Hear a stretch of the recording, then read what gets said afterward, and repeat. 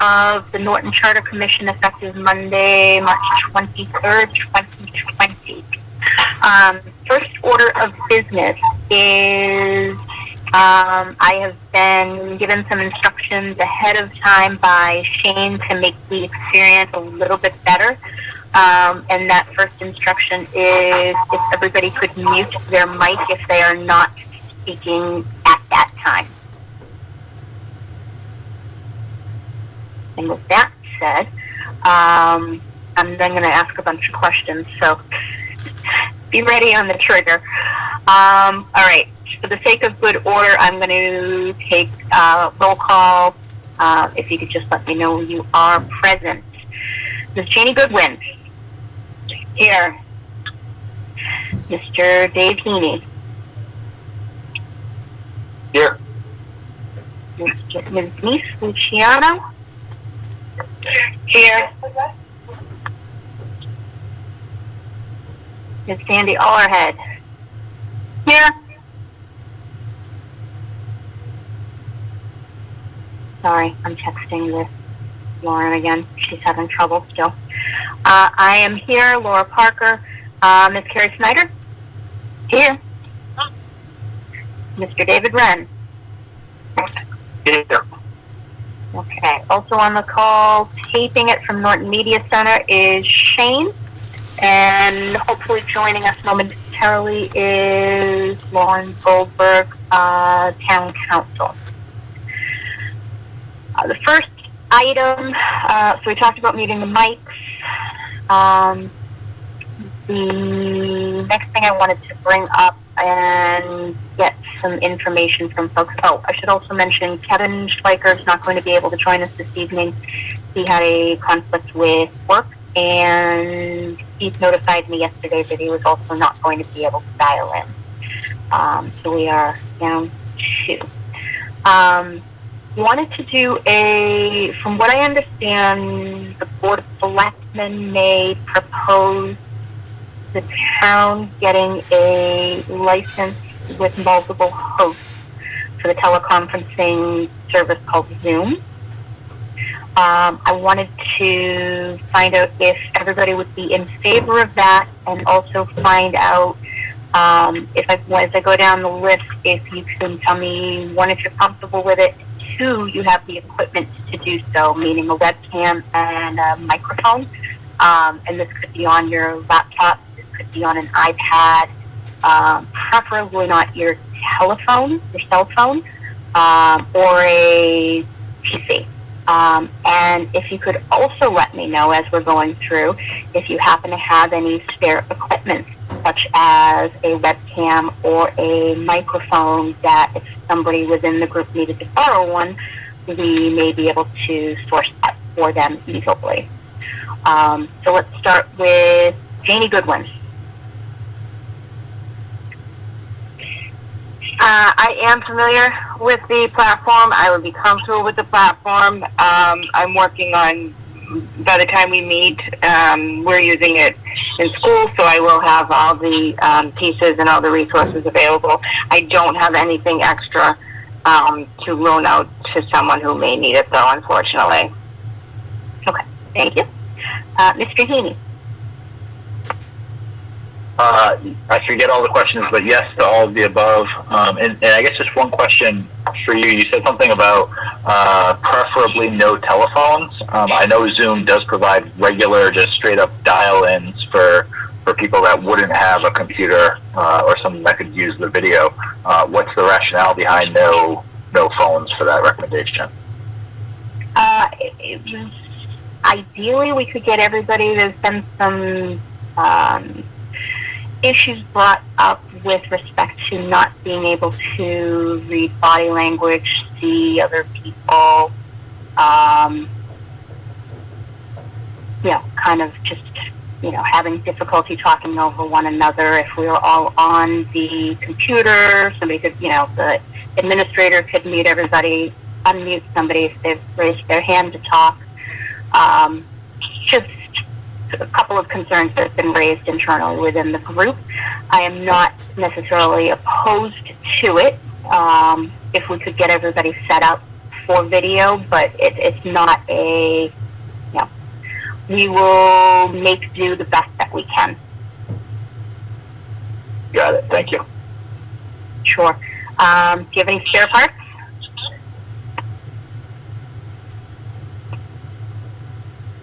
I'm sorry, what was that, Laura? Do you have any spare equipment? I do not. Okay. Ms. Luciano? So I apologize. Can you repeat the questions again? I just want to make sure I'm understanding what you're at. So the Board of Selectmen is proposing getting the town getting a subscription to Zoom with multiple host capabilities, and that would move us to a video conferencing platform on Zoom. Are you comfortable with that, and do you have the equipment to accommodate it? Yes and yes. Okay. Do you happen to have a spare webcam and or microphone if somebody was in need? I do not. Okay. All right. Ms. Allerhead. Yes, and I don't have spare webcam, but I do have extra devices that we get on. We seem to have a lot of devices, Maybe like a laptop? Yeah, we have Chromebooks, and we have, tablets and things that I could certainly run out. It would work. Okay. Thank you. Appreciate it. This is Ms. Parker. I am familiar with and comfortable with Zoom. I actually have to chat with my husband. I am not certain if I have any spare equipment. We may have a spare mic. Moving on, Ms. Snyder? Yeah, so I've just recently learned Zoom, so I'm comfortable with that, but I don't have any spare equipment to lend out. Fair enough. And Mr. Wen? Let's see, at my end, I should be also with the equipment side of things. I am not familiar with it, but I have 3 high schools or seniors in my house, so 3 college students in my home, so they're using it constantly, so I'm sure I can figure out that hurdle. And as far as the other equipment tutorial. I don't really have anything like that, any extra equipment. Okay. All right. I've got already asked Kevin, and I just need to get a hold of Keith to find out what he has available. And So this is Denise. I was corrected here in my house, and I do have an extra camera. Okay. All right, and I have an extra mic, so we could conceivably set somebody up on a PC if we had to. Yep. Okay. Excellent.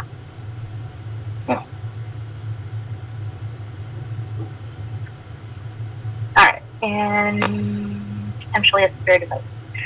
Okay. All right, next item of business. Why don't we look through the minutes of the last meeting? I think it was March 9th. That sound right?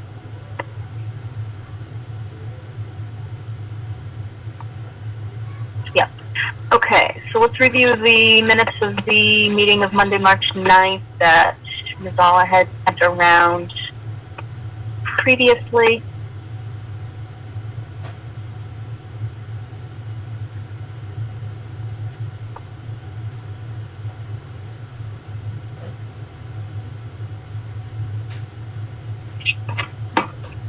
All right, if nobody has any questions or comments, the chair will accept a motion to accept the minutes of the meeting of Monday, March 9th. So moved by Dave Heaney. Second by Joe Daniger.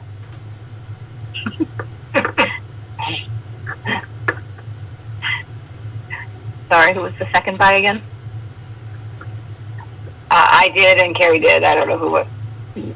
All right. Second to second came through. Yeah, exactly.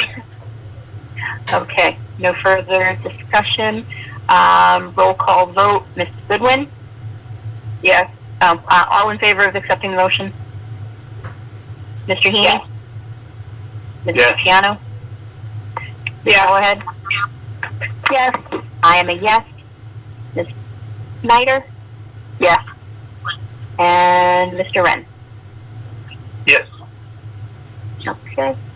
The minutes of March 9th are accepted unanimously with 7 out of 7 present. Okay. Sorry, I'm still checking for a text from Lauren Goldberg.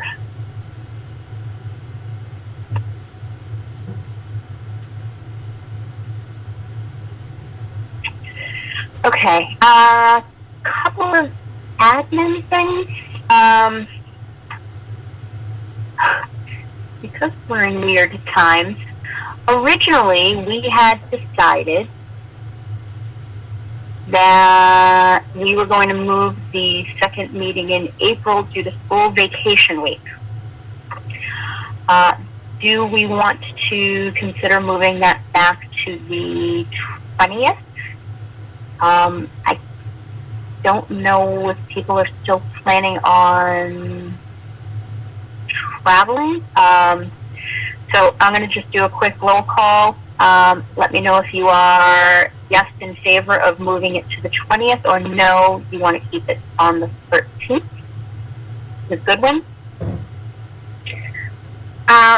You know what? I don't know. I could go either way. I don't even know what next week is going to bring for schools, let alone school vacation. So I guess I don't really have a vote on that. Okay. Does everybody feel the same way? Should we table this until the meeting on the 6th? I think I was one of the other ones who might not be around, who wasn't going to be around, this Carrie. And we haven't yet totally canceled our travel plans yet. We're still waiting and seeing, so. Okay, let's table this until next meeting on April 6th. Similarly, we had moved our meeting from May 18th to the 19th to accommodate the town meeting, which has now been moved. Is anybody inclined to move it back to the 18th, or are we happy with where it is on the 19th? Anybody have a strong feeling? Monday would be better. Tuesday. The 18th would be better for Carrie. Dave Heaney does not have a strong opinion either way. Okay. Janie Goodwin doesn't have a strong opinion either way either. Janie Goodwin doesn't know why she said her last name, but I did. I just like when Janie Goodwin talks about herself in the third person. This is great. I like these remote meetings. Very casual.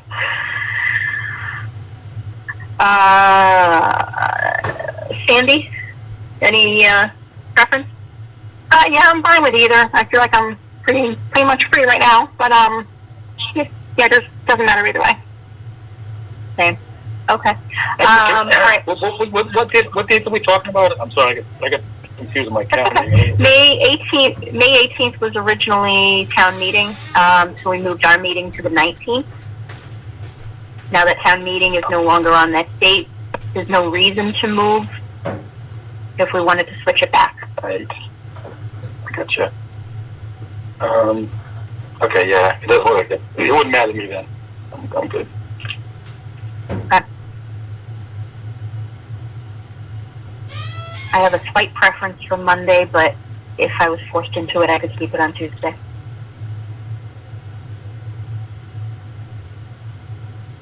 All right. I am stalling as long as I can. Just to be clear, we do not have Lauren Goldberg on the line right now. Did she try to get in? Yeah, I've been texting with her. Oh. So I had given her a preemptive, if you're getting a message, keep trying. It'll eventually let you in. She said, got it, we'll try again. She came back and said, it's still not letting me join because the number is on this call. I told her to keep trying, and I just checked in a few minutes ago and asked her if she was having any luck. And I have not yet heard back.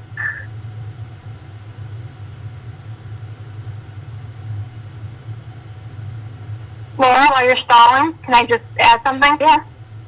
Please? So I did reach out to Senator Feeney to see if there was any chance they could push for the state levels to give extensions to charter commissions. I have not heard back. I just reached out this morning, so I just wanted to let everybody else know I did reach out to see if that was a possibility, and I'll let everybody know when I hear back.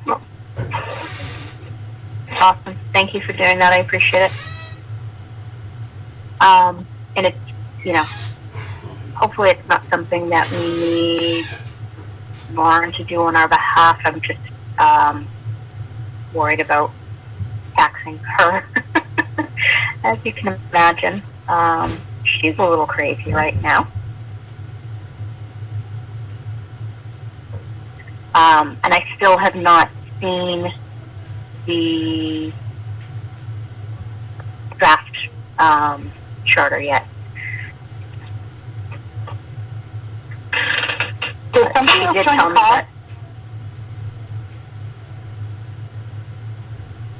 I don't think so. I heard a tone, but it didn't sound like the same tone. I just think somebody doesn't have the mic muted, and I heard some other sort of notification. Oh, okay. This is Janie. Is anyone from the public here, do we know? Or would we know if they signed in? They would have to announce themselves. I've been keeping track of the tones as people have been dialing in, and I do not believe at this time, but unfortunately somebody could be on this call and we really, they could just stay quiet. We would have no idea who it was. Okay, thank you. Sure. Unless, Shane, you happen to know of a way of checking which numbers have dialed in.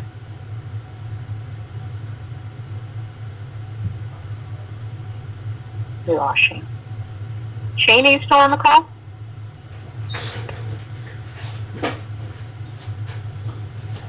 Ooh, can I do the first? Hey, Shane, if you're there, you might be on mute. We haven't had one of those yet on this call. I'm sorry, what was that?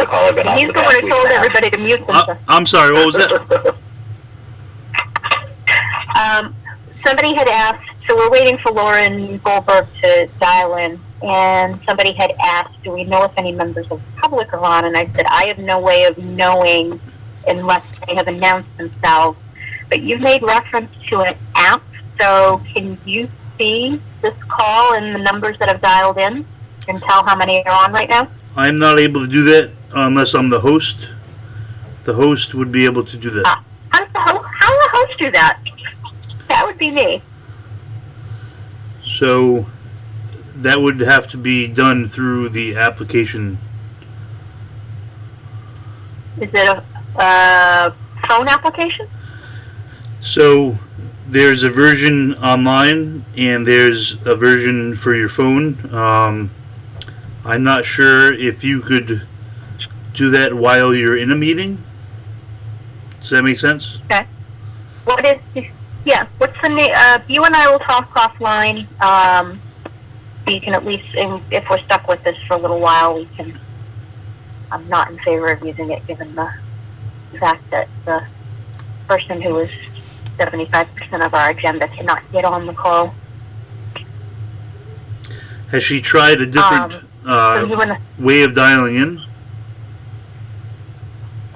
There's only I don't know what a different way would be. I mean, just I have one option, and it's the phone. That's not what I meant. I meant more like trying to use a different phone, or I'm not sure. She's getting through. It is telling her it will not let her join the call because the meeting has reached its limit for number of callers. So your max is 100 with this version. Yeah. Yeah. I have seen some correspondence going around saying something to this effect that it doesn't, there is some trouble getting in initially and you have to keep trying to get into the call. And apparently that system is the one that we are currently using. I wish I had a Very better good with answer that. for you. If I had your credentials, I could maybe see if I could find a way. If I'm you gonna wanted text you my- to maybe Yeah, email thanks. that to me privately, or Yep, I'm texting you my PIN. I've been told to keep it confidential, so please would you- treat it confidentially. no problem. But would you be able to email me that so I can go to see about the application and its abilities? I'm doing it right now. Thank you. Okay, it's on its way. Okay, and I'll continue. I apologize. I'll continue to look while you're in the conference. Okay. Thank you. Sorry, who was that? Sorry, this is Denise. I was going to say I should mention, because I have my phone on speaker, that I'm a member of the public Jeffrey channel attending. Well, glad to have him. He's not really listening that much, but he's here. We noted. I have to apologize, guys. I'm sorry. I keep texting Lauren, and let me see if I can put you guys on hold and see if I can reach her via phone.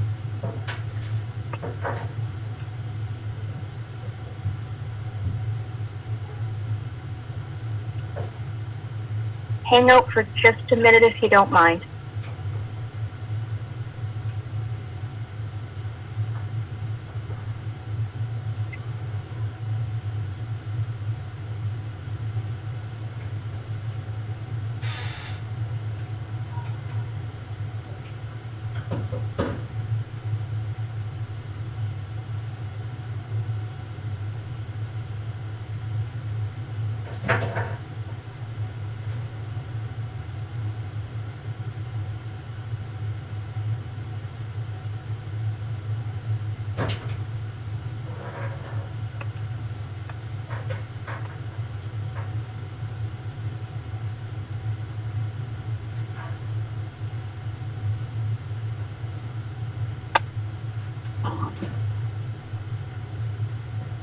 Hi, this is Dave Wren. Hey, quick question to anybody who could answer it. Was Laura saying at the beginning of this that they're thinking about going to a completely different service, or would it be through this same service going forward? She said the town was considering getting a membership or a subscription to Zoom, which is a separate Yeah. service. Right, Zoom was separate. Okay, I thought before that she said something else too, and maybe not. Okay. I was just curious because it was funny when I called in. Well, I think some of you just heard it when I used the Magic Jack from my house phone. It didn't like the number. It was going to charge me. So apparently I can call them and find out if it can get removed. But I don't want to waste my time dealing with them.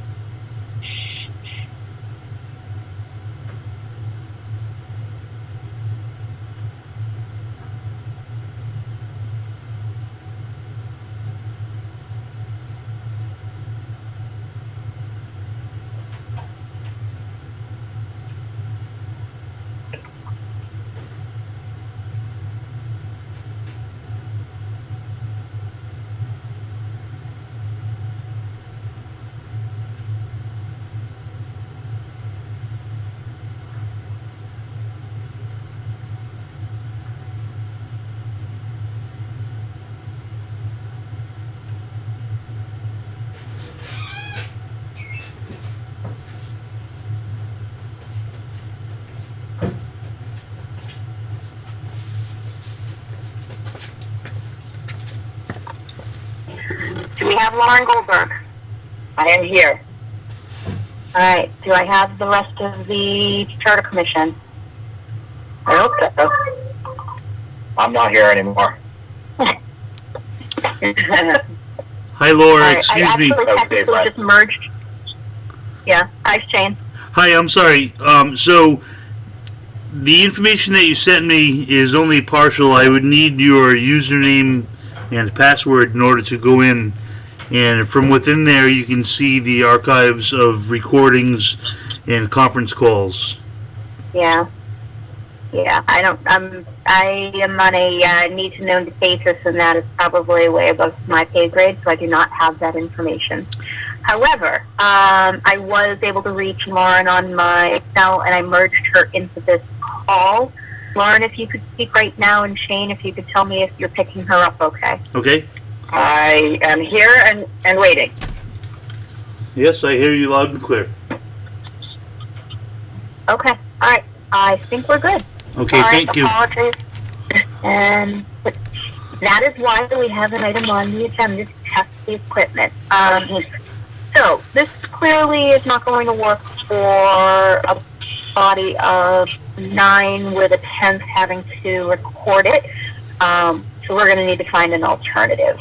I will be in touch with everybody with respect to that information. So please stay tuned. I appreciate everybody's patience, and I appreciate Lauren's time this evening. I'm sure this is probably not easy, and you're very, very busy, and we appreciate your time this evening. And we just have a few questions that have been stacking up. If you don't mind, if we could go through those quickly and then just confirm next meeting dates with you, that would be great. Of course, yes. And Laura, I know I apologize to you separately, but I also do want to apologize to the commission. I have been just balancing, a million what feel like life or death questions about this COVID-19 issue and municipal operations and elections. And so I am behind in what I owe you for sure, but my heart is in the right place. Appreciate that. Can we aim to get at least some sections in advance of our next meeting on April 6th? Oh, absolutely. That's so perfect. Okay. Thank you. Preferably a few days in advance so people have time to read them. March 25th is a Wednesday, 26th, Thursday, 27th, Friday. What day works best? You tell me. Well, for me, it's always going to be the very last day. Especially right now. But I mean, I completely understand and respect that maybe we want to go for the 26th, and that way, if there are any delays, you'll still get them on the 27th. Okay, 26th. Okay, I'm adding it right in there. Excellent, thank you. Okay. All right. Okay, I'm going to probably start with some of the older ones. I think Sandy may have sent them to you a while back. And I'm just going to, let's see. So these would have been from Sunday, March 1st, after our last date in February. I forget what date that was. We'd agreed to put under the role of the town council president that the president will jointly with the town manager present an annual state of the town address. Do we need to copy that language into the section of powers and duties of the town manager, or is having it just under the role of the town council sufficient? It's probably sufficient to have it in one place. On the other hand, it's sometimes useful to be able to see everything and that relates to the exercise of authority by an individual in that place as well. So I think maybe we put it in the town manager piece as well, and we say, as to provide state of the town in accordance with section blah blah blah. Okay, all right. I'm all for less words in a charter rather than more, but I think, or fewer words, I should say. I hope you English teaching people didn't get very upset right there. But I do think, we're thinking about it not just from this legal perspective, but also from the perspective of just anybody reading it, and we want to make sure the information is accessible. Great, thank you. Does anybody have any questions with regards to that question that we had from Ms. Goldberg? Hearing none, we'll move along. We had quite a bit of discussion in regards to section 2.1 of our charter, and it was within the town manager's roles and responsibilities, and one of them had to do with having jurisdiction over the rental and use of all town facilities, property except property under the control of the school committee, board of library directors, or the conservation commission. And our question was specifically related to conservation commission. We looked at other charters, noticed none of them included the conservation commission in the list of restrictions, and we're wondering if you can tell us if there are any other towns that have taken conservation land out of the hands of the town manager, and what the advantages or disadvantages would be to leaving this in our charter as is. So I think that the other charters probably aren't mentioning it because it is something that's covered under state law. You can only use conservation land for, land that's under the jurisdiction of the Conservation Commission for the conservation related use under Article 97. You can't change that. But I also think that there probably could be circumstances where a license could be issued or something of that nature for the use of certain conservation property, and licenses to temporary use that's not inconsistent with the underlying use. So I think you could leave it because from a practical perspective, it's not going to come up very often. On the other hand, there could be some instances when it might be useful. So I'll just give you an example. In one of our towns, they had some conservation land that backed up onto the DPW building land, and they were doing a project and needed a place to put a storage shed with some tools so that they're available. They couldn't put it anywhere else. And so they gave a license to do it on the land owned by the Conservation Commission, or land under the jurisdiction of the Conservation Commission, with the Conservation Commission's agreement, but it definitely was convenient that they could do that.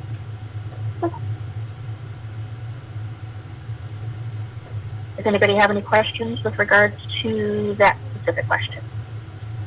I have a clarification question. This is Janie. Sure. So removing it from the charter would not at all change the state mandates or the state guidelines. Whoever would be in charge of it, that land is technically still protected by state law. Is that correct? Yes. Yes, it is. So it's okay. Perfect. Thank you. Any other questions? Okay. Hearing none. A couple of questions that came up in our meeting last week. Actually, had a few. One was with regards to the town clerk. There was a question as to, so the town clerk, I think, is included in our charter presently. We're looking for a reason as to whether it should remain within the charter. So I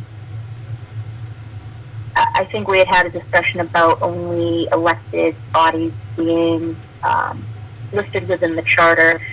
Town clerk having gone from an elected to an appointed position, the question came up as to whether that position should still be outlined specifically within the charter. So I don't think there's any requirement that it be included. At the time, I think it was important, and I was involved with that because it kind of explained how all that was going to happen. But in the appointing authority area of if it's going to be the town manager, the board of selectmen, that office could be specifically called out, just like you might want to call out treasurer, including but not limited, and something like that, including the treasurer, collector, town clerk, blah blah. But the duties of the town clerk do not need to be outlined in the charter.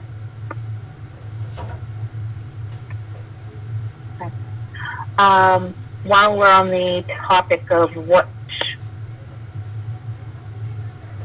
bodies go into the charter, if you can, I know you and I had a conversation at some point in January talking about which ones should be listed, and I had from my list, it was partial as I was taking notes, and within that list, I had noted it was not just necessarily elected boards that we have been discussing. So I'm wondering if you can give us some guidance as to which are the ones that should specifically be listed in the charter, and if they are not all just elected, the rationale for why they should be there. Yeah, so this isn't as much a legal decision as it is a policy decision, but in my experience, the charter lays out the basic framework for government. So it will list if it's going to be a representative town meeting, for example, it would address that part. If it's going to be an open town meeting, it does that. If it's going to be a council, it does that. So that's the legislative branch. And then it goes ahead and does the chief executive. So whoever that's going to be and what their power is going to be. And then typically they address other elected and appointed bodies that are intended to be permanent. So permanent is a legal term. And so that was a joke. I know no one can laugh in person, but I was kidding. The idea is that you want to take those committees and commissions that are permanent part of the town's governance structure and include them. So you would have, for example, planning board, zoning board, conservation commission, historic district commission, perhaps if that's applicable. You'd have, the conservation. I was going to say conservation, and if there's any other types of committees that you intend to keep forever. So finance committee. Who am I forgetting? So those types of committees you will see in the charter. Sometimes it says what their duties are, sometimes it does not. It might just say, except as otherwise provided herein, the Conservation Commission shall have all the duties and powers provided for Conservation Commissions under state law. The idea of not including transitory committees or committees that are really just appointed for a particular reason or while.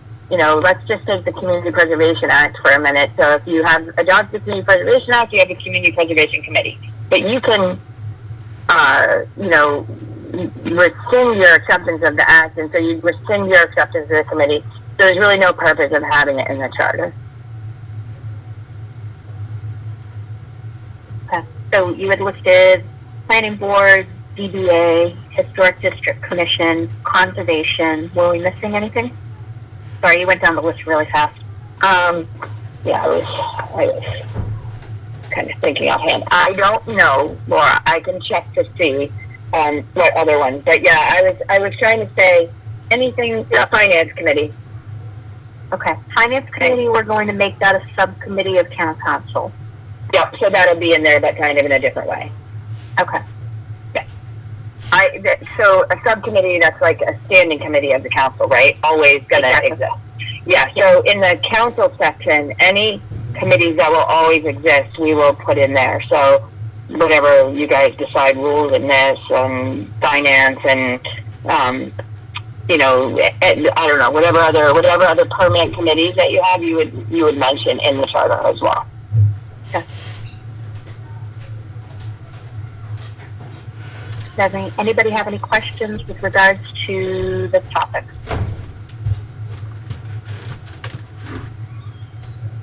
Okay, hearing none. One of the other similarly related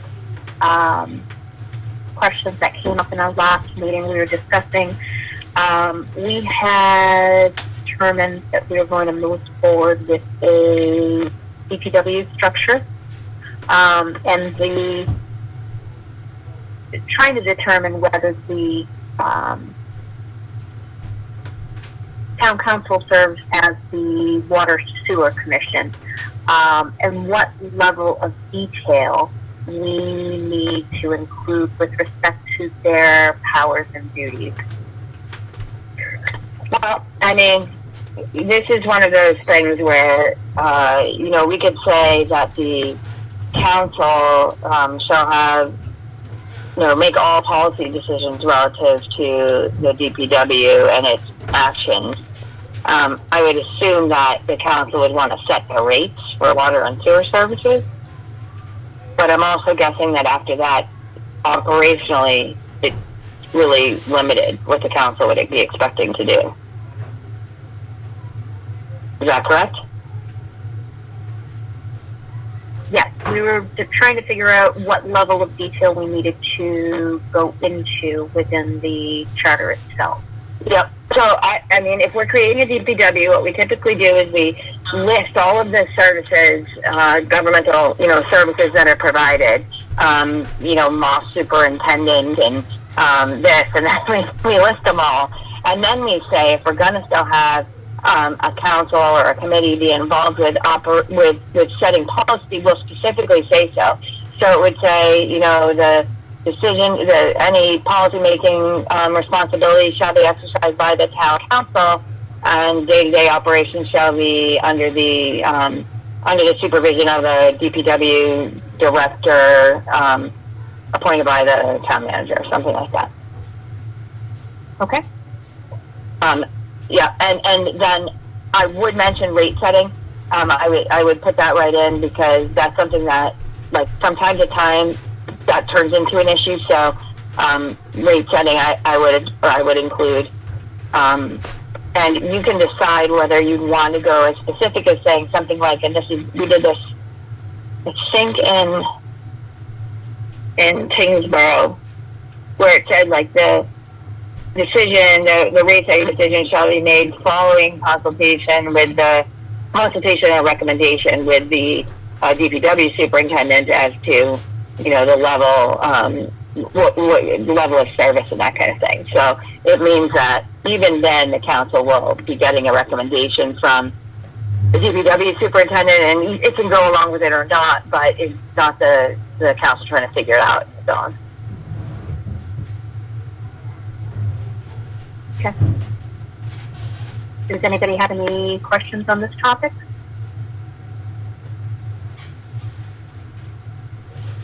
Okay. Seeing none, we're going to move on. Oh, actually, Laura, I'm sorry. Laura, Yeah, go ahead. Sorry, Dave. Dave Wren. No, it's fine. It took me a second to get my mute back on here.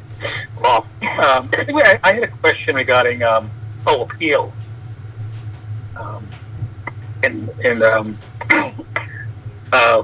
Lauren Goldberg, I believe that typically either the water commissioners, they set the rates. They also typically listen to appeal, like if someone appeals their, a water bill. Is that something we would normally list as one of the responsibilities?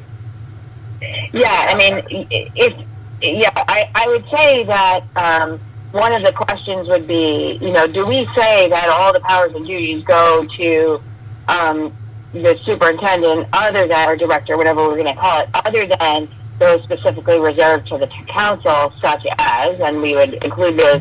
I guess the question is, though, and I mean this truly from a policy perspective, do you want the council to have to be involved in that, or do you want to let the superintendent deal with that?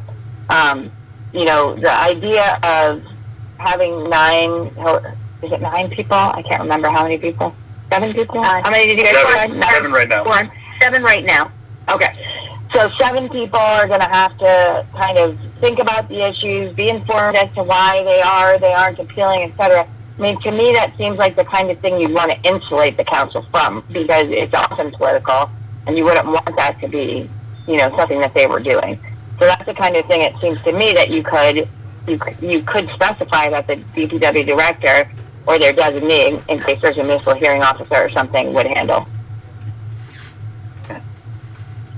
Yeah, I guess, I mean, that's certainly a good point. I guess I was looking at it more from, if you're a town, if you're a resident of the town and you have a water bill that you think is wrong, whatever reason, you're probably upset about it. And the town employee is they're gonna have their guidelines, right?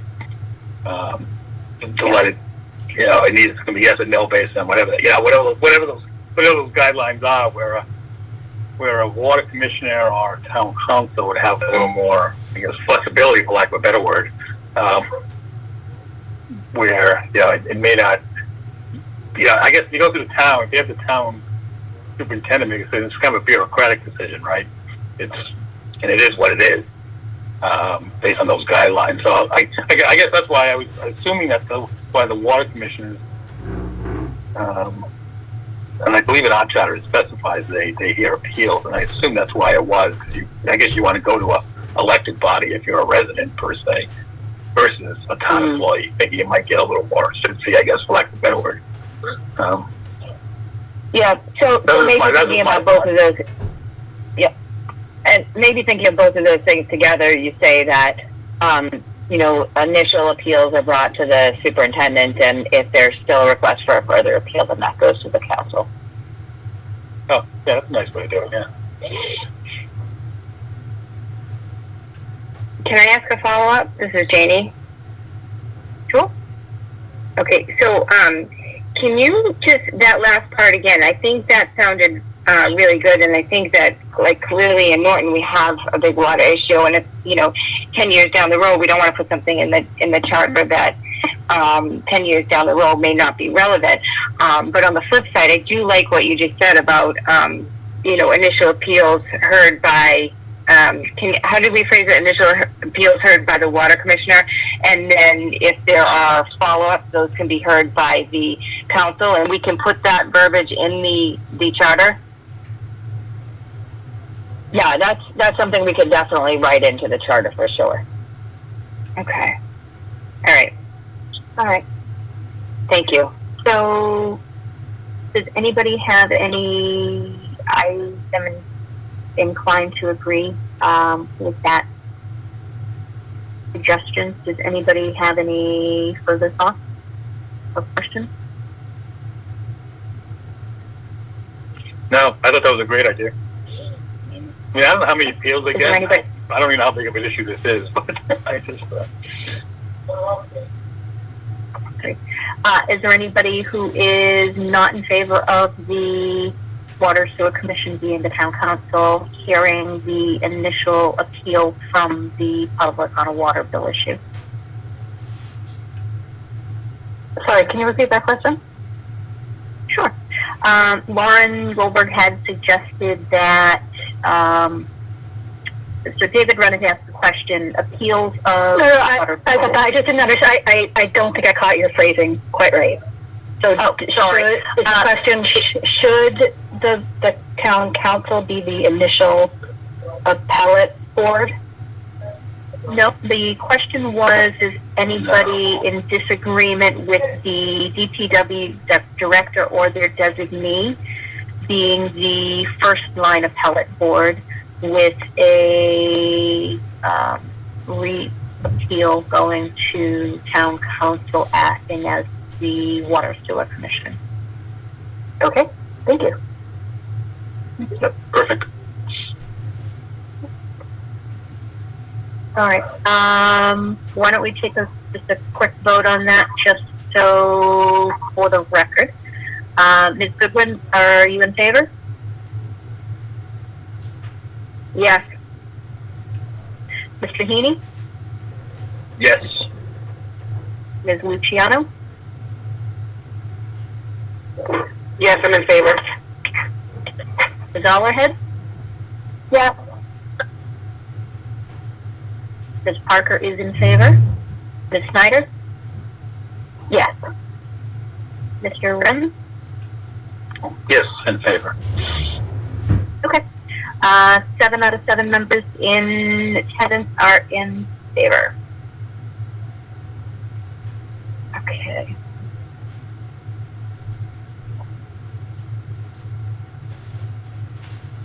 talked about the town clerk. We talked about water sewer.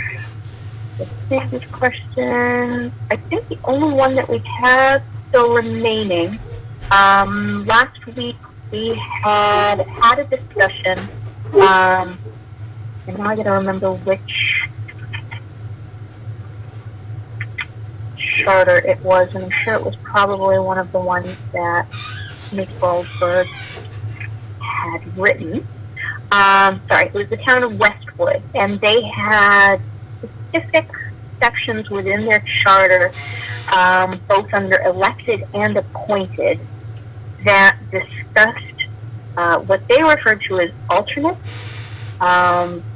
They referred to as associates, and what we had been commonly referring to them as alternates on various town boards, elected and appointed. So we had the discussion last week, and while it seems like as a group we may be in favor of having them for appointed, there was a question raised about having alternates on an elected board, and that it was not representing the will of the people, so to speak. And we wanted to get your opinion as to the rationale for including a specific section addressing alternates within the charter, and what your feeling was on that. Sure, absolutely. So under state law, you can only have alternates for associate members if the law that creates the body says you can. So, for example, the planning board can have an associate member when they're dealing with subdivision control. I can't remember exactly what it is, but otherwise there's no such thing as an alternate. Same thing for like the Conservation Commission. You know, there's nothing that says you can have an alternate, so you can't. And so essentially what Westwood and other communities have been concerned about is, you know, there are times when, members can't make every meeting, or there's a vacancy and they'd like to be able to move an alternate into that position, or a conflict. And so that's really why they put it there. They wanted to have that flexibility with everybody.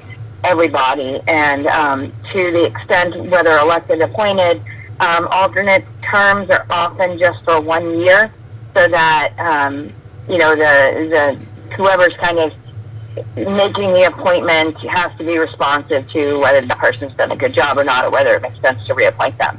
And that's kind of the whole ball of wax. Okay, so if I'm understanding this correctly, if state law doesn't state that even if it was an appointed, You're right, yes. okay, so then the town can't create it unless it's specifically called for in the charter. Yeah, I mean, a town can create an alternate position, and oftentimes they'll do this for the Concom. It'll be like, they're really just support. They never have the ability to vote legally.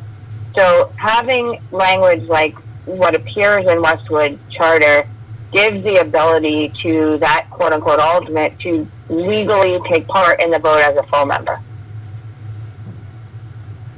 under the right circumstance.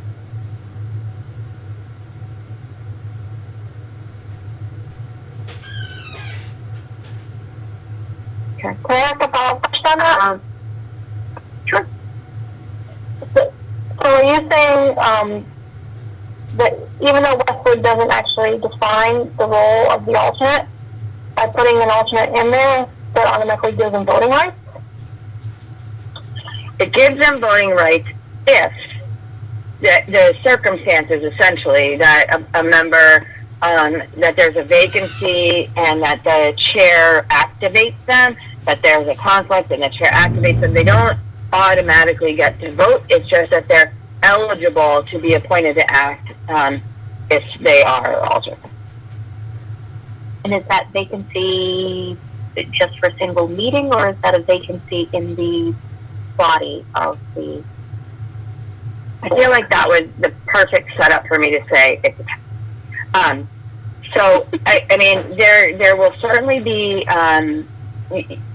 let me back out of that for a sec. In my experience, the way that alternates are used is if we're going to have, for example, a hearing, we're going to be adjudicating the rights of an individual, let's say under the, a notice of intent for the Conservation Commission, for example.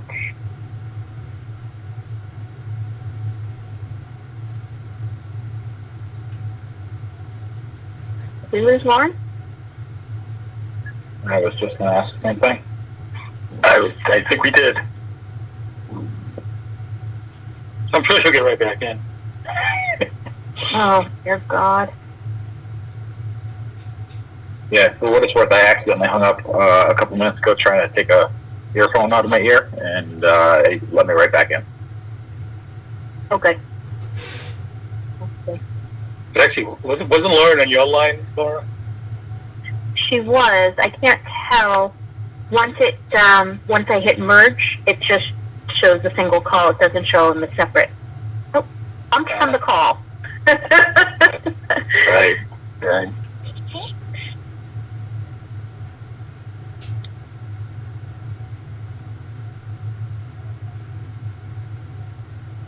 That was weird. And now, I had her, so technically I bumped her.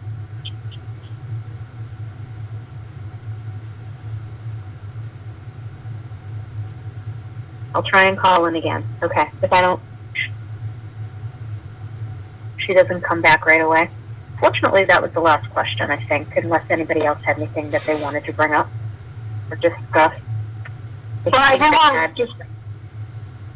wanted to follow up and see if the alternates could be put in the bylaws instead, like on a case-by-case basis. Yeah. I had a couple of follow-up questions, too. Okay.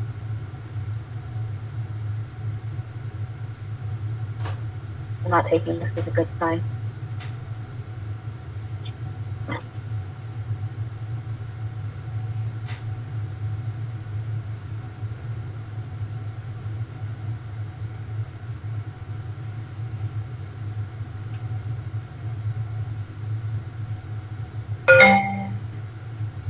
Sure. Here we go. Lauren? Yes, it's me. Yay! I can't tell you how pleased I am about that. Right, exactly. Where were we? I forgot. All I got was if you were adjudicating the rights, and we lost you very soon thereafter. Yeah, of an individual, you want to make sure that the person who's participating has a right to participate, and that the individuals who are filed the application know who the decision makers are going to be. So you can't just say, the 5 of us who are regular members and the 2 of us who are alternates are all going to sit in here so we're able to jump in. It's much better to say, so-and-so has a conflict or will be absent from 2 meetings, and therefore we're going to ask that alternate so-and-so step in to serve for this public hearing or for the entirety of this public hearing process, something like that. So that's why it's useful to kind of have the different reasons that an alternate might step in. And I'm going to, right now, I'm trying to find their charter because although I'd like to say I can remember exactly what it says, I do not. I remember it generally because this was an issue that they had. Okay. So we only need to identify alternates where there's not one already provided for by law. Is that correct? As I recall, what the one in Westwood does say is that regardless, it basically says, for all boards and committees, they're allowed to have however many. I think it was 2. Because sometimes it'll just talk about a single alternate, and the idea was, well, that's very limited, and we want a little more authority than that to make the appointments. Okay. Yeah, the Westwood one for appointed boards, no more than 2 associates on each board appointed under the charter. This chapter and chapter 7. Chapter 7 is those that are appointed by the moderator, and then it goes on to say, other than the zoning board of appeals. Shall be not more than 2. Yeah, 3-year rotating terms. Yeah, and that's here, and that's obviously that's appointed. That's something that they thought made sense. It's not, that kind of term is not required. I'm just looking to see what it says. Associate members and elected, and they're no more than 2. Yeah, these guys have 3-year rotating terms as well. But it says who may participate. The chairman may designate the associate member to sit on the board in the case of absence, inability to act, or conflict of interest on the part of any member of the board or in the event of a vacancy. So there's also the ability to fill the vacancy, but this would allow them to essentially operate while, a decision was being made about how to fill the vacancy.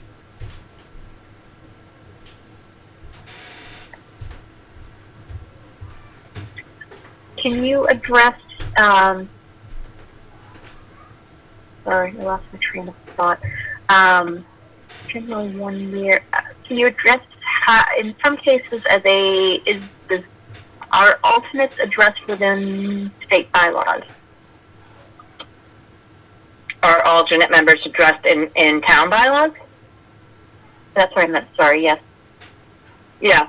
So yes, they must be, like, for example, if the zoning board of appeals, I'm sorry, not the zoning board, if the planning board of appeals is acting as a special permit granting authority, they're entitled to one if it's provided for by bylaw.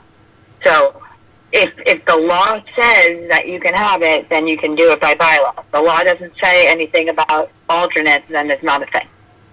That's a very legal term.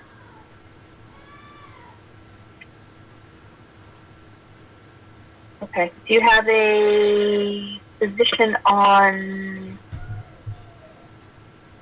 elected? I think I had mentioned one of our members had mentioned last week that he was not in favor of alternates for an elected position because it doesn't really reflect the will of the people that voted on them.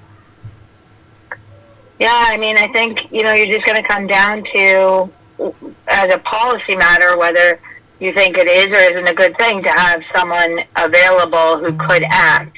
It wouldn't take away, for example, the authority of the, to fill the vacancy in another way. It would simply allow them to move forward if they needed to. And that's the benefit of an alternate or an associate member, however you want to say it. It's different than, it's really for the ability of the town to continue to function, not so much an opportunity to, have someone come in who's not chosen by the people. I mean, the way the policy issues that lead to that, so you could think about, as I said, you could think about shorter terms. That might be a way to make people feel better. Just do a 1-year term and have that person's essentially, you make sure that the appointing authority, whoever that might be, still wants the person to be there. There's never a problem with not reappointing someone as long as you don't do it for an illegal reason. So if someone's term is up, and it could be a new council, let's say, that's making the appointment, and they just appoint someone else, and that's okay. So that's one way to deal with that issue of whether they're the will of the people. And the other part of it is, whoever's making the appointment, if that's a council, for example, they are elected. And so they're supposed to be making a judgment that's in their, in the best interest of the city or town. And, they're answerable to the public at the polls.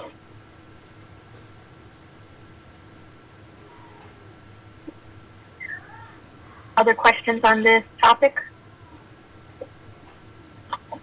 I just have just a follow-up. So you're saying that the bylaws can't supersede state law. Is that correct?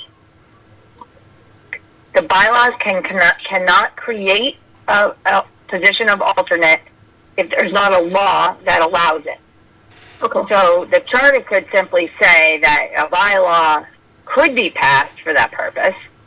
Now you're leaving that, though, in the hands of, if you waited, or an ordinance, whatever you're going to call them, but that would leave it in the hands of 9 people instead of in the hands of all the voters to decide, or 7 people, whatever it is at the time.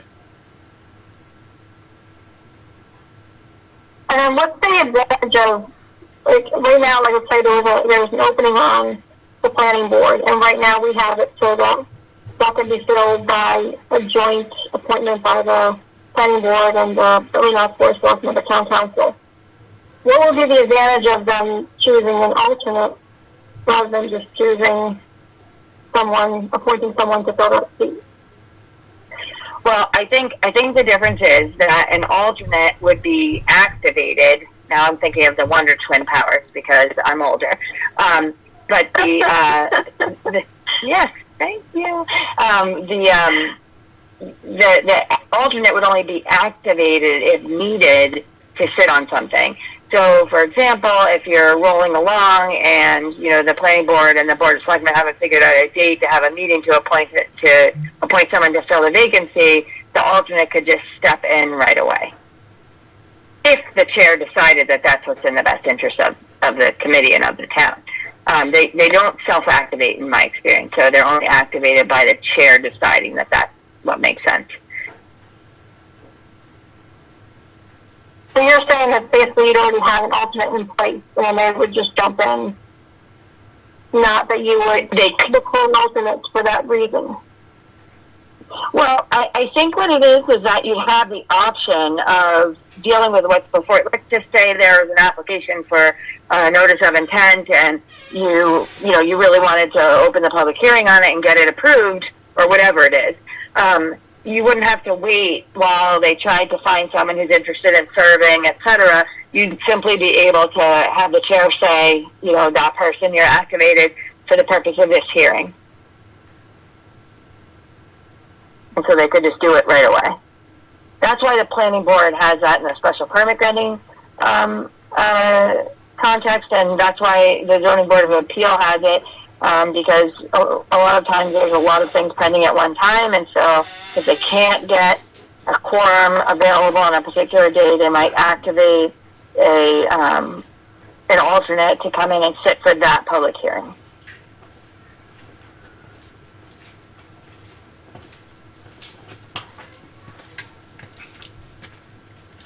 Any other follow-up questions?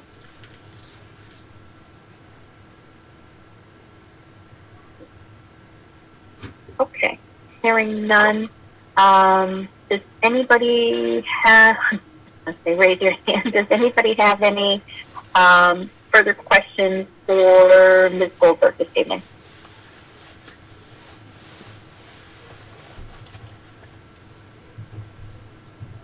Okay, hearing none. I think we have gone through everything we had discussed tonight, and we will let Ms. Goldberg go for the evening.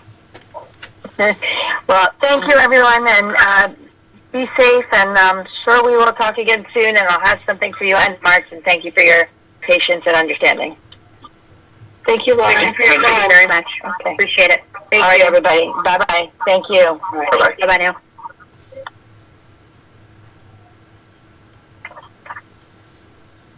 Okay, so our next meeting is April 6th. I'm just looking to see what we have. So let's plan on talking about the,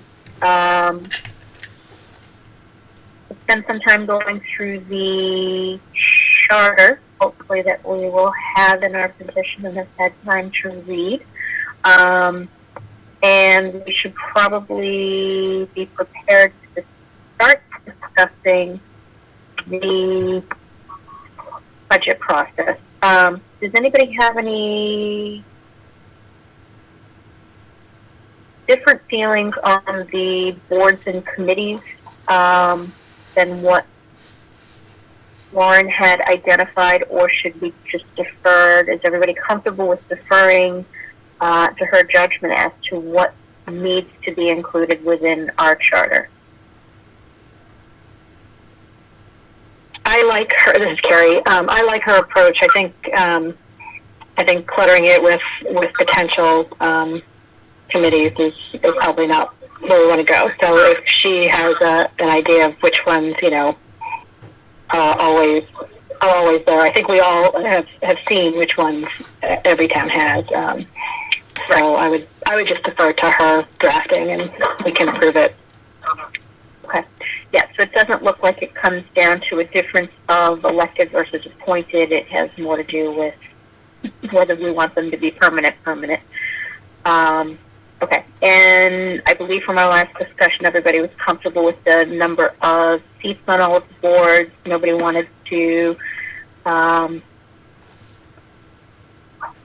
change anything with respect to, we talked about appointed, who appoints, no switches between elected versus appointed, no changes to the number of members, no changes to the length of term, no term limit.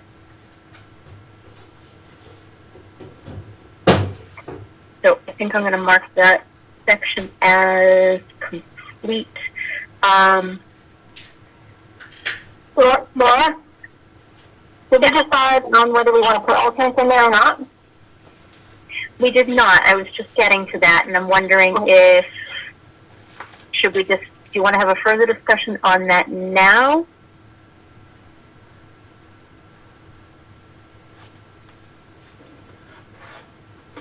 Not everybody at once. Well, I still go back to, I still go back to the fact that I feel like our changes should be addressing a need. And if this isn't a need that we've identified, either among ourselves or that we've heard from other people, then I'm not sure why we would include it. Because again, we are going to have to justify when we come up with our final draft. We're going to have to justify every change that we make and explain that, to the public, kind of have a rationale for that. And I don't see a strong rationale for them. I think there was identified by a couple of committees. I can't remember off the top of my head which ones they were. I may have them in my notes, but I don't have them in front of me right now. But do you remember a couple of committees? Parks and Rec come to mind specifically because they had, I think it was Parks. One of them had a lot of snowbirds. Yeah. Yeah, Parks and Rec did, but I feel like, again, maybe we need to go back to the state law and what it says, because we do have committees that have alternates right now. Right, so I'm not sure if there's anything those ones. Right, I'm not sure if there's anything in state law that's precluding Parks and Rec from having one right now. Sorry, that's what I meant, Sandy. I don't think Parks and Rec is legislated at the state level, so they can already want to. Right. Yeah. Right. It's not legislated, meaning it doesn't allow it, or it does allow it? Meaning it would, because it's a purely town committee or commission. Similar to the IDC, that we can have an alternate and we don't have to, state law is not going to dictate that. It's a local. Right. The only ones we need to be concerned about are those that are legislated at the state level, and that say you can't have an alternate. Then we need to put that in the charter if we want to allow them to have an alternate. Oh, so I think I misunderstood that. I thought it was the opposite of that. But if that's the interpretation, then I would agree we don't need to put anything in. Yeah, according to my notes, state law says you can only have an alternate if there's a law that creates the body that says you can. Right, so I guess my understanding of that is if there's a state law that says alternates are allowed under certain committees, then those are allowed by law, but other than that, they're not allowed. Correct. So we'd have to say that we allow alternates in other boards and committees in our charter or somewhere to allow that. I think Carrie's point is that it's not, these aren't committees that are governed by state law to begin with. So like planning board is governed by state law, Concom is governed by state law, And you can add things to that through your charter, but you can't. But the state law isn't going to restrict you on purely local committees and commissions. It's only going to apply to those state governed boards. So I guess, does it make sense to table it for the next meeting, but maybe get a list of which ones are governed by state law and which ones are not, so we can kind of get an idea of where we think there might be a gap? I think that's a good idea.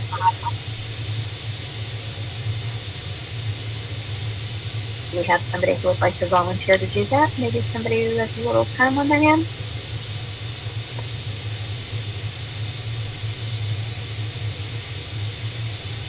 You're going to make me sign this for somebody, aren't you? Well, isn't that something that Lauren would have at her fingertips?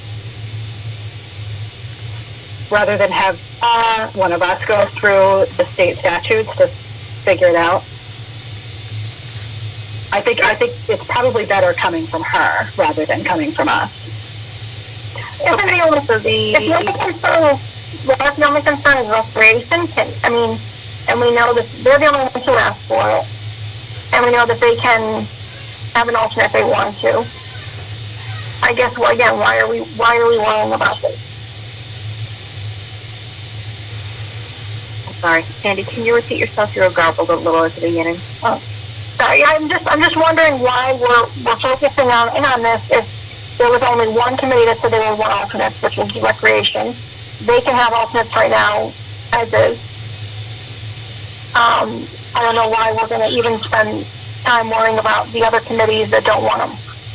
So I would say, as a member of the IDC, I raised a concern as well, because we've always had some debate and discussion around whether or not the alternate that attends and listens can actually vote, right?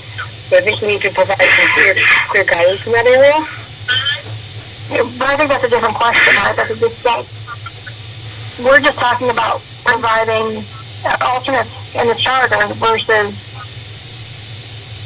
saying, defining what their roles are. And I think their roles are going to be different from one committee to the next. I guess I assume that we would define both, right? I don't know that I would say that the AGC alternate would be the same as a planning board alternate. Since I'm not making decisions on the decisions I'm making on IDC is not the same as what you're making on planning board. I agree, but there's parameters that you put around that, right? So I believe in the Westwood one, right, they had to listen to the prior arguments and participate in those discussions or something like that, right? Wasn't there some language around that? We had discussed that at the last meeting. So, I think we could put some parameters on that to protect people voting for things that they don't have sufficient knowledge on. But I think we should still have a discussion. I guess I don't think it's going to be a one-shot deal. I think it's going to be individual committees each having their own rules, which is why I feel like the bylaws should address that.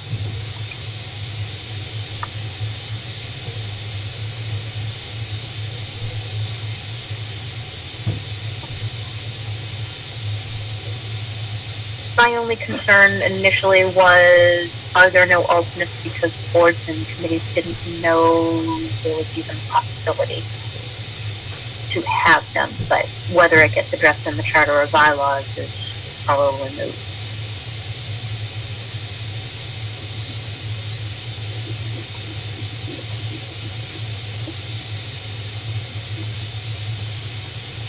Yeah, I don't have an answer personally, but I'm just speaking from experience on the ZBA. It's very confusing to the board, the role of the alternate, what they can and cannot do. Which I think at some point we were talking about putting some language in somewhere that kind of explained their role, but I can see where it all depends on the committee though, so I'm not even sure how we would do that. Yeah, I think ones that are subject to, public hearing, there's quite a bit more involved than just rec committee. Yeah. A town created committee, yeah. Yeah. Town common committee, that sort of thing. Yeah, because the language around the ZBA would be very specific, and if you weren't there for the the first day of the matter, you can't participate in that kind of thing, which is going to mean nothing to us. Another town committee. So for me, I prefer to see some guidance in the town charter, because I think it is extremely confusing. Jumping committee to committee, but I'm open to hearing the arguments not to, so I'm fine with either way. yeah, well, I think the argument not to is just that depending on the committee, they're kind of different animals. If it's the appellate board, similar to the ZBA, where you have very defined processes and matters that go over a meeting. The rules Right, there so are very different than. Right, so you put one that talks about that, right? Because for matters that have gone over multiple meetings, if you haven't attended all the prior meetings, you can't vote on it. Yeah, well, yes, I agree, but it doesn't really apply very well to a rec committee. To a what? I assume that, like the rec committee, for example, I assume their matters don't carry over from meeting to meeting, generally speaking, And even then, I'm not so sure if you're voting on the date of the, Founders Day, that you have to be there for all the meetings that discuss that. I don't know. This feels to me like a different animal altogether.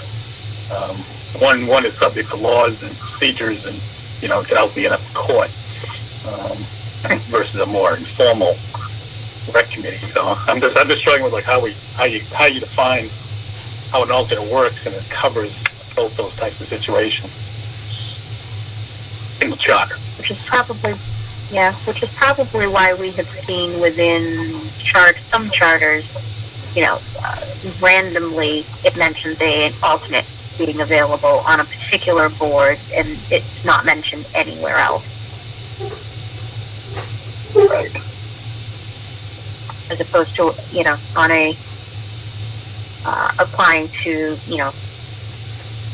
all appointed or all elected, or, a subset of boards within a town. Yeah, I think I'm coming down on. I would love instructions, but I don't think the charter is the right place for them. Should probably be in the bylaws.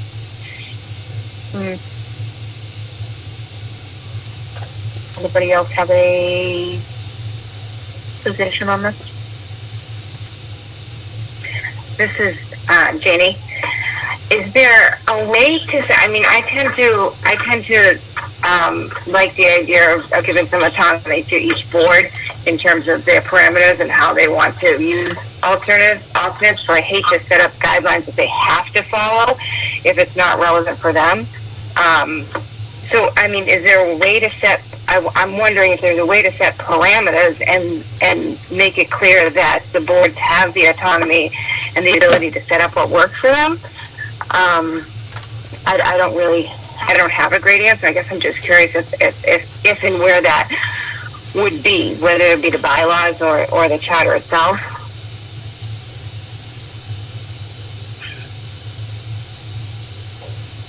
Yeah, I'm trying to think back. I don't recall anywhere where there was an alternate mentioned. It was usually within, other than Westwood, it was within a specific board or committee, as opposed to being available or it being an option throughout any board on the town. And I'm trying to think of a way. I can ask Lauren if she has any guidance. I'm trying to think of a way to at least make it known that that is a possibility, but again, if it's not allowed for within state law, then the only way to do it is the charter change, and we're back at square one and we're changing the charter, and should an individual board need to have to worry about getting a charter change just to get an alternate.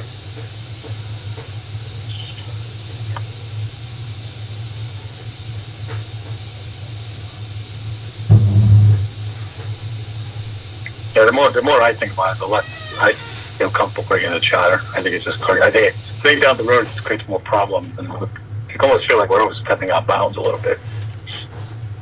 Yeah. Yeah. And this is Dave. If I go back to at least what I think Sandy said as this all started is, hey, as we're making decisions here, decisions about changes to the charter should be based on things that we find problematic or have problems with in the current charter. So, and maybe I just missed it as we were going along here, but that's the part that I'm struggling with is understanding what's the problem that we're trying to solve with this potential change that I'm not hearing a lot of people being very strongly behind. No, I think ideally I was trying to give as much flexibility to boards and committees as possible, but digging into it, it seems like it may be causing more issues and potentially creating problems down the road. I know we did hear from, and again, I think it was Parks and Rec, but I'm not even certain, but somebody did say that they had quite a few snowbirds on their committee, and they had trouble meeting quorum during the winter months. So I could see that as potentially addressing that issue, but again, it was not a policy making board. So I don't know. I started out with good intentions, and have come around to maybe we don't want to open this can of worms. Because, well, correct me if I'm wrong, but so Park and Rec, they currently do not have alternates. They wish they did. And I think but there's nothing to stop them yeah. making but there's nothing to stop them from making a bylaw change. Obviously there's a process for that, but there's nothing. They could certainly draft up some language, get it through the town meeting, and add alternates. Mm. So I sort of sense that perhaps they raised that question, probably not realizing maybe what they could do on their own. Right. Well, here's a question, because IDC currently does have alternates. IDC, I think, is listed in the charter as by name only. So how did IDC get alternates? The Board of Selectmen, So to be clear, we have alternates that sit in, but we've never been clear about whether or not they are able to vote. Yeah. I mean, somebody must wrote the Can you bylaw. repeat that again? We've had alternates sit in, but we've never really got clear guidance on whether or not they're able to vote. So that's, So I think the question that is was, also, I don't think that's even in the bylaws. I think that's just a decision that they made when they started the committee. For example, when Rail Trail started, we had to say we want 7 members on this. So they voted to have a board with 7 members, no alternates. And I don't know where that's written or how anybody reports that, but that's just what they decided. I think that's the problem. People are winging it. They don't know if they have to specifically mention there's 2 alternates provided for in it. Like, I don't think people know and have the guidance to know that. So right now, I still couldn't get it. I still couldn't get 2 alternates on the rail trail because that was decided by the Board of Selectmen. So I'd have to go back to the Board of Selectmen and say, I'd like to add 2 alternates. And they could just add the alternate to that show. They wouldn't have to be a bylaw thing because there is no bylaw. It's just their decision for local committees. If we decide on the current path of confusion, I'm completely fine with that. But I think that it would behoove us to put at least some general guidance in there. But that's fine. I'll go with the the masses here. I'm looking at our current charter. Right now, the Council on Aging and the Historic District Commission are the only two that specifically mention having alternates, and they are both in the bylaws. They're not in the charter.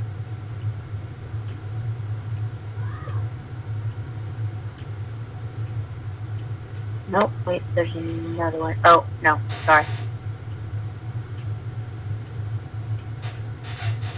That's it. So within the charter and the bylaw, there's currently only two that allow for it. So unless it's found within state law. I think the other one that was asked for a alternate, if I remember correctly, was the Board of Registrars. Wasn't that the old woman that came to speak to us? But that, I think that's what they're talking about, people being seasonal. Not mistaken. I just don't know, is that one that's provided for in state law? Is it one that we have to provide for somewhere else?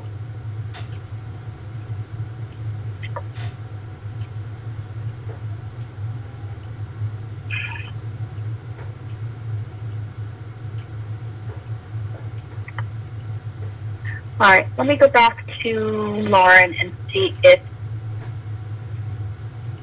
she has a way that we can address it within the charter, but not, again, I'm not quite sure how you do it, but not specifically, provide.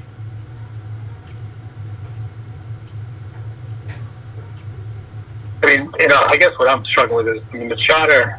I understand I understand the confusion at the various board levels, because it is confusing. I totally get it. But the charter is not an educational tool. It's a lot of people on these committees probably don't really understand how to, make a change to their bylaw, or how they do these other things. And I totally get that. I'd be in the same boat. But I don't think the charter is that roadmap to educate you how these committees operate.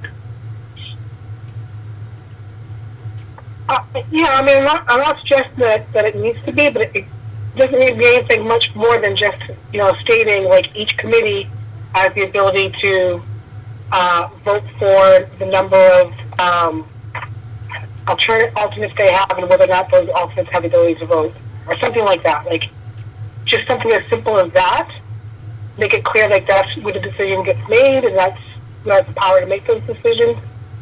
Again, I think it would be helpful for us to understand which ones that we need to be addressing here, which ones are already provided for by state law. So I don't think I necessarily want to override what state law already allows, to just address the ones where it's not covered.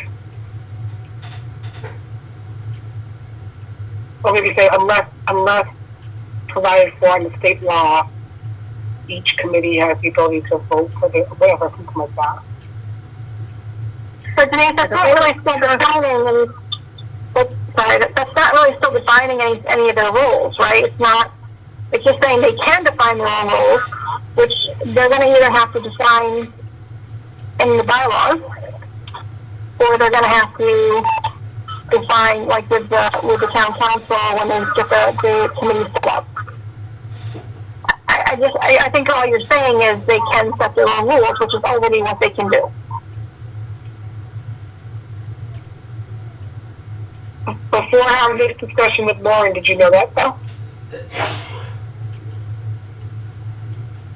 Did I know? Well, no, but again, I still don't know why my role is not as an alternate on the LDC. Because my chair has still not defined that, right? But we know that that's what has to happen. It just doesn't happen. I don't think we even knew where to go before, where to go to get the guidance, where to go to get the understanding of the decisions. I don't think we even knew that. I don't even know that our town leaders knew that. Yeah, and I don't doubt any of that. I just don't think the charter is the right place to address it. That's my opinion. Not an educational tool. We might, if somebody within town hall was to develop some guidelines on how alternates operated, that would be fine. I just don't see that as a role of the charter commission or the charter itself. Actually, even more so. All right. How about this as a compromise? We put it within the transitional plan, and we have the town actually create a policy on alternates.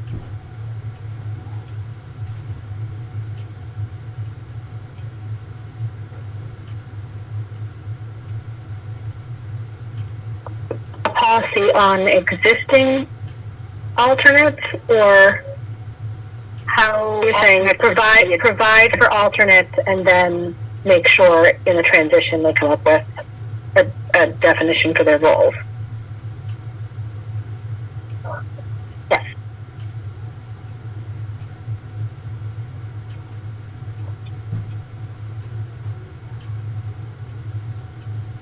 Because I do feel like there was a need presented to us, but delving into it, it does not seem like a easy and one size fits all fix.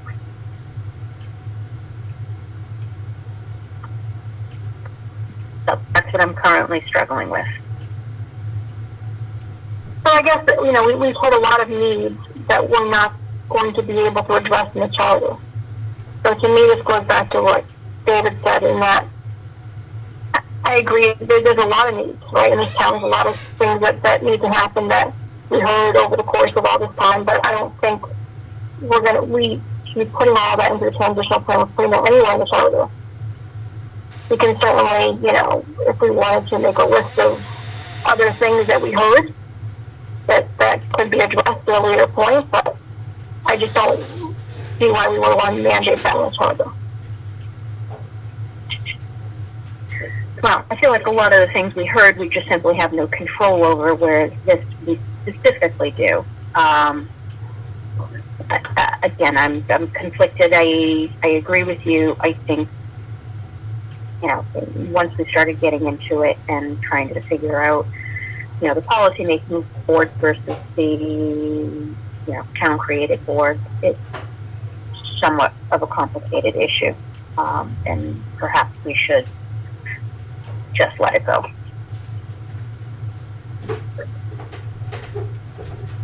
I'll second that. I know Denise feels differently. I know, I understand. I mean, she's absolutely right that there's a lot of confusion around it. So I totally get that side of it. But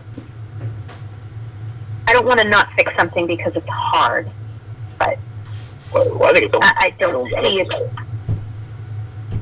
But it still sounds like the problem isn't that there aren't alternates allowed on some of these boards. It's more that, we just don't have a good description and a good policy to define what the existing alternates roles are. Right. And that's not something we can fix in the charter. But that's something that we should fix in the charter, in my opinion. That's getting into the weeds. And if we're just providing the outline for government, we shouldn't be defining, those roles necessarily. If you want to provide for alternates for all of the boards that are under state statute, that's another thing entirely. But I don't think, that doesn't sound like that's the overriding issue. It sounds like the overriding issue is we have alternates currently, but nobody knows what they're supposed to be doing or what their authority is. Or if they're technically even allowed. Right. That was a great summary. Yeah. Okay. I think having... In other words, it sounds like it's not a charter issue.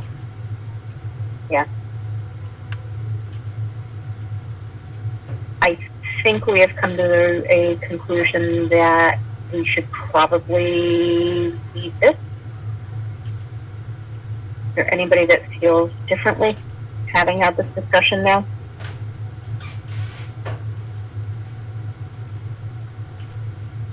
Okay. All right, moving on. just so I'm clear, so we're not adding it and we're not doing anything in the transition plan either, correct? Well, I think within the transition we can, I'll talk to Lauren about how, and maybe it is in the, not necessarily it's in the transition plan, but we have to put a report together with our draft charter when we present it to the town, and maybe, you know, that's where we address some of the things that, you know, we looked at and, you know, felt, you know, at least convey to the people that we met with, we heard you, and that could be addressed within the transitional procedures of the charter, but we chose not to address them at this time for various reasons. But I guess as I understood from the discussion that we just had, is that we don't want to put it in the transitional plan. Am I misunderstanding that? Sorry, Denise, I missed the beginning of that. Can you repeat? Based on what I just heard in the conversation, it sounds like we don't want to put it in the transitional plan. I just want to make sure I'm understanding what the direction is.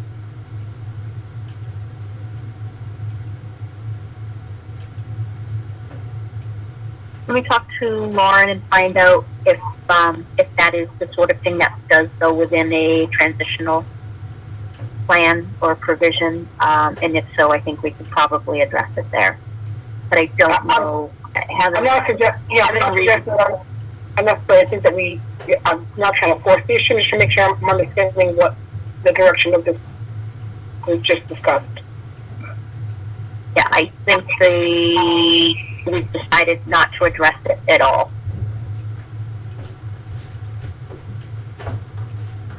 Unless I'm mistaken.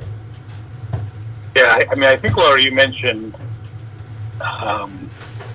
within this document where we could certainly bring it up as something we noticed and something that should be looked at.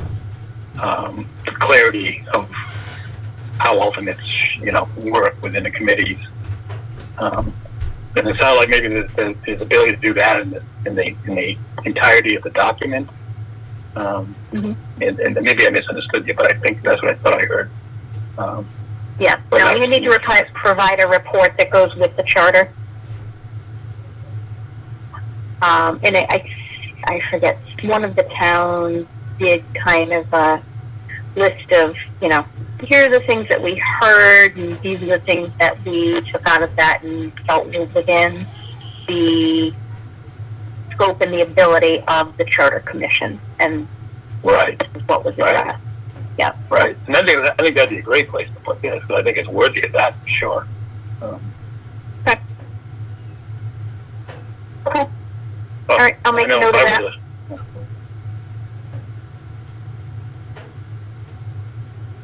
Sorry, David, what were you saying?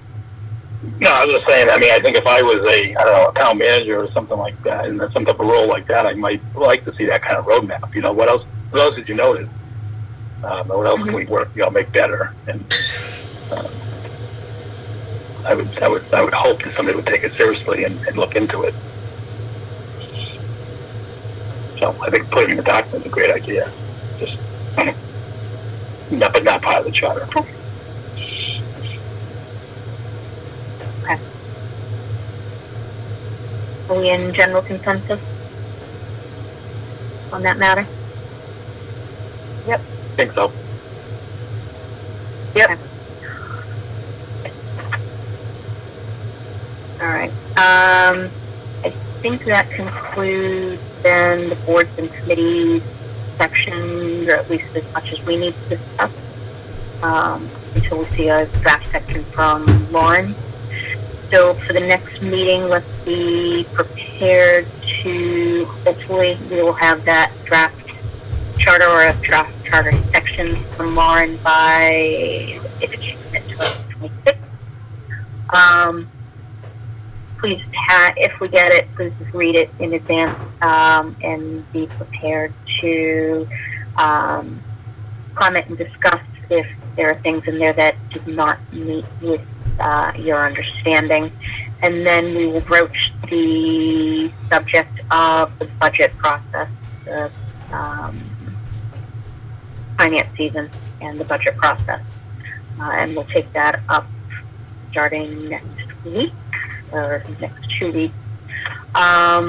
And I'm going to definitely try and find an alternative solution, because I do not think this was time well spent for the first half hour. And I don't think anybody's going to argue with me.